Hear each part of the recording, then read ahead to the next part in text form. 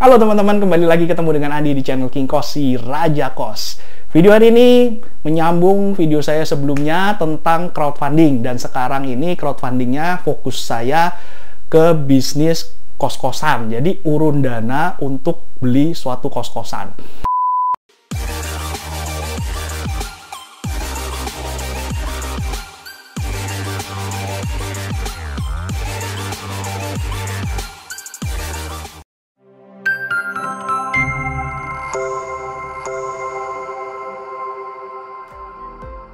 Nah, sekarang ini kan pandemi ya, pandemi dan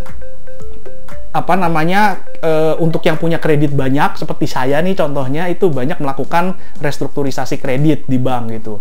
Nah, konsekuensinya apa? Dengan adanya restrukturisasi tersebut, konsekuensinya kita sementara nggak bisa pinjem bank lagi gitu loh, nggak bisa nambah utang gitu ya, karena bank kan mikir, wah lu aja yang utang sekarang aja restruk, masa lu mau nambah utang lagi gitu. Meskipun kemarin saya sempat ngobrol sama salah satu kepala cabang Bank Mandiri ya, Bank Mandiri itu kelihatannya sekarang sudah membuka keran kredit khusus untuk orang-orang yang restruk gara-gara COVID.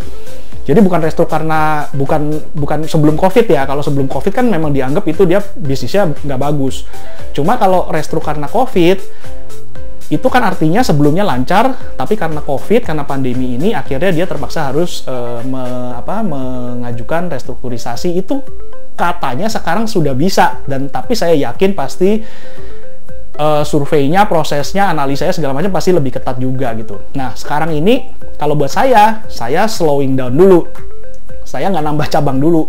Cabang saya yang ke-31 ini kan sekarang masih konstruksi, sudah finishing, hampir jadi. Nanti kalau selesai cabang ke-31 itu mungkin saya nggak nambah cabang dulu sampai pandemi ini berakhir dan akhirnya okupansi atau profit kita sudah bisa kembali ke sebelum pandemi gitu.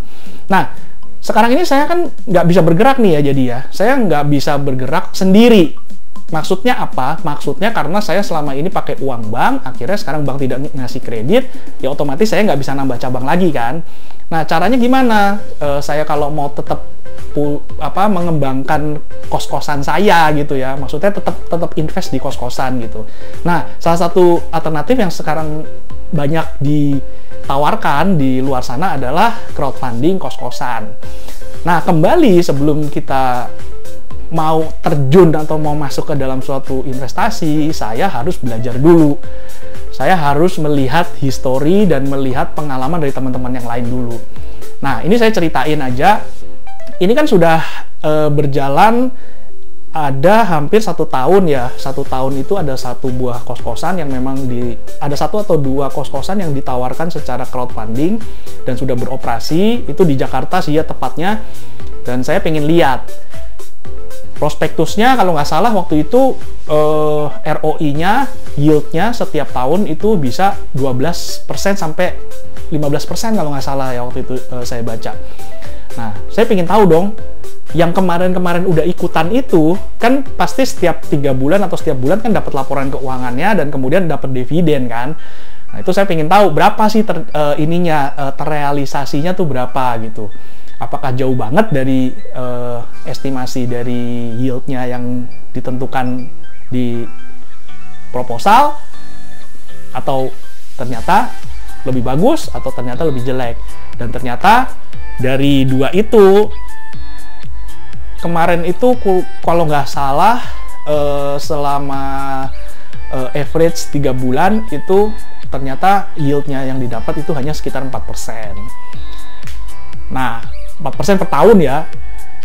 Nah, terus kan seperti biasa kan, ada yang nggak puas, ada yang marah-marah, ada yang bilang, wah ini kok kecil sekali segala macem, kecewa segala macem. Nah, waktu itu saya cuma mikir, ya kan udah, sebenarnya lo harus tahu gitu loh, lo investasi kos-kosan di masa pandemi kayak gini ya lo harus siap dengan resikonya. Meskipun di atas kertas, di proposal itu hasilnya bagus, ya pandemi ini tetap bagaimanapun mempengaruhi ya, sebagian besar tuh terpengaruh kos-kosan karena pandemi ini.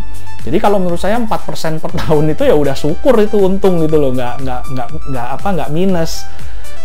Meskipun saya bilang dengan pandemi berakhir mungkin dari 4% itu mungkin bisa naik jadi 8%. Dari kita hitung dari okupansinya, terus dari harganya, dari nilai persentase OPEX-nya berapa, kita kan bisa kira-kira ya profitnya berapa. Nah, itu kan bisa dihitung. Jadi saya hitung kira-kira kalau misalnya kondisi normal ya paling 8%. Dan saya mikir ya kalau 8% ya sebenarnya dibilang bagus banget enggak, dibilang jelek banget juga enggak. 8% tuh bagus, tapi kalau 4% ya jelek. Nah, cuma kalau kos-kosan itu kan memang kita ada asetnya ya, kita pegang aset dan itu asetnya itu yang diharapkan bisa naik terus harganya setiap tahun.